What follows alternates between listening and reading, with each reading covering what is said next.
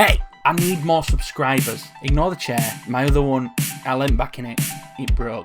The metal sheared. Big guy. I'm a big guy. £5 of Facebook Marketplace this. Which leads me nicely onto why I need more subscribers. You know, during lockdown I became accustomed to a life of sitting around all day and making videos. And now that I'm back to work, it's hard. It's hard to do this. Every single day, Joe has to drag his lazy ass out of bed at 7:30 in the morning to get up and go to work for 8 whole hours. Like many others, Joe has bills to pay and can't sit at home dicking around all day on video games. You can help stop this injustice with just one click of a button. Support small YouTubers like Joe today. Change a life today. It only takes one click. Seriously though, if you enjoy the channel, please consider subscribing. If you enjoy the video, don't forget to like and comment.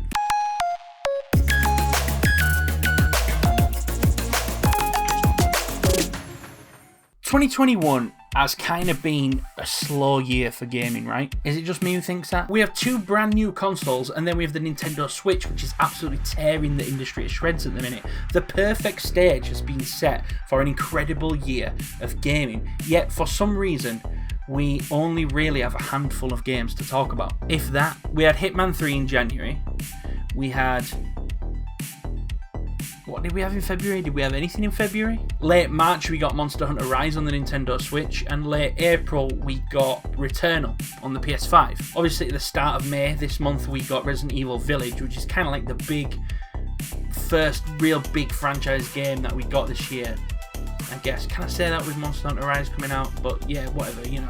Resident Evil, it's huge in it, Resident Evil Village. It's almost like the start of this year would have been the perfect time to release something a bit quirky, a bit out there, a bit different, you know, something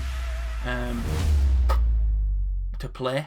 What I'm trying to say is something that wasn't highly anticipated, something that was a little more unknown or completely unknown, and that was kind of a little bit unique and different.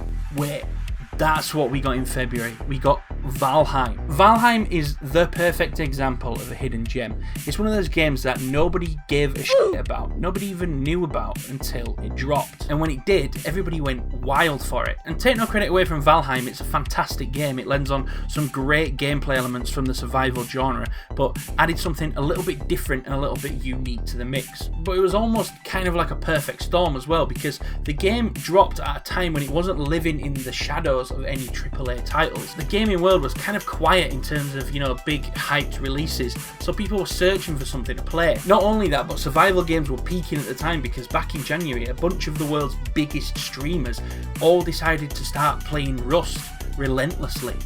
I don't know how much money Rust paid them or whether it was some kind of marketing technique, but I almost feel bad for Rust because everybody was on the survival hype at that time, and then Valheim dropped and it was like, this one looks good. I will remember. Anyway, the point is that at that time survival games were a popular choice, and on February 2nd Valheim dropped and it took the world by storm. It was a really fortunate scenario for Iron Gate Studios, but also well deserved. Problem is, many other great games every year don't have the same fortune with their release date, and time and again I see some incredibly interesting games kind of just disappear into the background of the gaming world. So today I'm going to be talking about 6 weird and wonderfully unique games that I think look awesome and that are still coming this year. Number 6, Boundary. So Boundary is another game that follows the tried, tested and frankly proven mechanics of Call of Duty, but with one unique difference. Boundary's maps are set outside a space station in zero gravity. Now it sounds like a fucked up wacky mod that you'd expect to see on something like GTA Online, but no, this is a real game coming this year to PlayStation, Xbox and PC.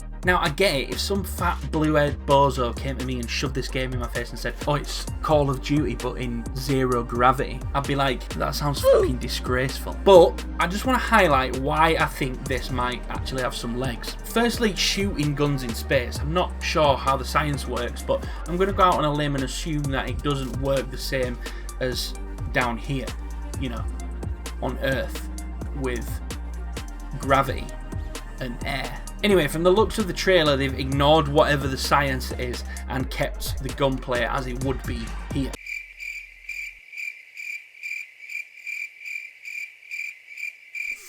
Okay, so apparently guns do work in space, but the point I'm making is that if you're going to do weird and interesting things with a game of that genre, then just don't fuck with the gunplay, leave the gunplay alone, and it looks like they have. Secondly though, and the main point that could make this game a really interesting take on the FPS genre is the movement. It's zero gravity, meaning your enemies can approach you or you can approach your enemies from literally any angle, above, below, some weird obscure angle, or for vanilla players, the standard in front or behind. It should make the tactical side of the game really unique and make the need for cover a less important feature of the game. Of course, equally, it could make the movement really fucking annoying, but either way, I'm going to be trying this one out. Number 5, Breakwaters. Breakwaters. So back at the start I mentioned Valheim, a survival game that did just about enough to breathe new life into the franchise, and Breakwaters is a new addition to the genre. The game looks to have the standard survival mechanics, building, crafting, looking after your hunger, etc, and there also seems to be an adventure element to it where you fight your way through enemies, from standard minion types all the way up to enemies that look like the size of mountains. I have to admit, this is the first thing that caught my eye. The second though, which is equally the thing I'm most skeptical about and the thing that could make this game fucking awesome, is this weird looking mechanic here.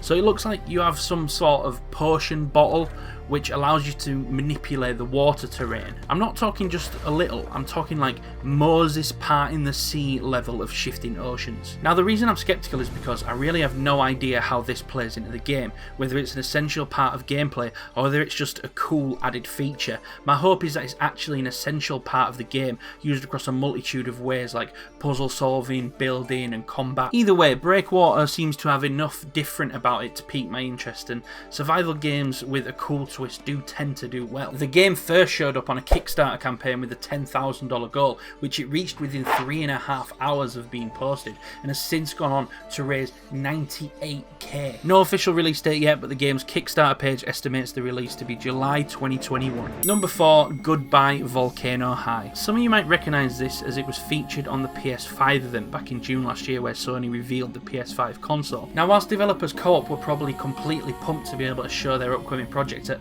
such a prestigious event, when they agreed to do it, they forgot two very important things. Number 1 was this game wasn't GTA 6, and number 2 was the internet. The classic overly toxic side of the online gaming community absolutely bashed this game because it didn't have guns and muscles and explosions and just general big dick energy. This game is fucking cringe! Oh, there's fucking furries. This game looks fucking gay. So as you may have guessed, I'm about to white knight this game and say that actually it could be really fucking good. Goodbye Volcano High is a narrative-driven adventure set around this humanoid dinosaur called Fang, who's about to leave high school, but before they do, they want to give their band Worm Drama. Or Worm Drama? The Worm Drama? Who knows?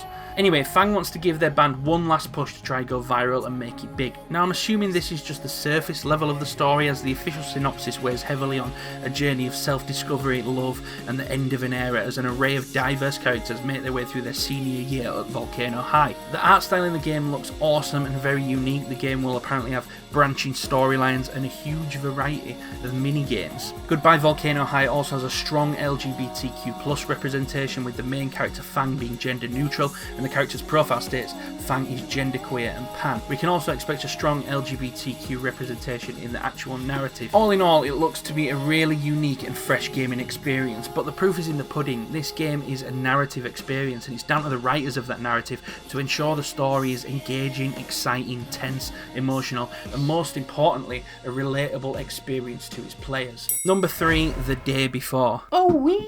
Oh wee! Does this game look fucking awesome? If this game is everything that the trailers promise, well, this game could be fucking huge. And not to bring the mood down and be a pure skeptic, but developers Fantastic haven't exactly got a stellar reputation, and this game looks to be a huge leap from their previous games in terms of quality. And even from huge developers who are usually reliable and well known, how many times do we see a game that was promised to be something really epic and turned out to be... Well, less than what was promised. Anyway, buzzkill out of the way, I'm just saying proceed with caution with this one because it almost looks too good to be true. So the game is a zombie survival MMO, but just fucking look at it. The world looks beautiful and dense. I remember playing The Last of Us Part 2 last year and thinking, I'd fucking love to try something like this out, but in an open world environment. Then I finally got around to playing Days Gone earlier this year, which is exactly that, and thinking, I'd fucking love to play this type of game, but as an MMO with friends. Not only will this game be a multiplayer survival game, but it'll also feature PvP gameplay, so it's kind of the Division, Last of Us, Days Gone, DayZ mashup. There's still a lot more to be seen from the game, like will there be a base building mechanic, how does the questing system work, and so on, but I'm definitely looking forward to trying this one out and pestering my mates to come and try it with me. Number 2, Mille, sienna. I think that's how you say it. I mean, that's a complete guess. Anyway, this game might be the creepiest and weird looking escape sim I've ever seen. From what I can tell, you play as a character who appears to have been accused of a very serious nondescript crime. It appears even you as the player don't know what you've done. However, everyone in the town seems to think you are guilty, and I guess the aim of the game is to evade police and escape the town before you can be captured and put in jail for your crimes. Sounds simple enough, right? Evade the police, except the policeman in this particular town is this creepy as fuck omnipresent overlord who watches down on you from on high and even reaches down and plucks you from whatever street you were taking refuge in. This is an immensely scary copper. I mean, just look at that face. What the fuck? Other than that, the game seems to use voice commands to interact with the game's world and its inhabitants, and yes, that includes fucking police constable Hades up there. You can ask him questions. It feels like this game could really go one of two ways. Either it's going to be really awesome and incredibly intense, or it's going to be an absolute fucking shit show. Either way, I'm absolutely here for it. Number 1, Skatebird. Last but not least, it's Skatebird. It had to be, didn't it? Look at this thing. You're a bird on a skateboard. Skate 4, Tony Hawk's Pro Skater 6. Skate fucking bird, man.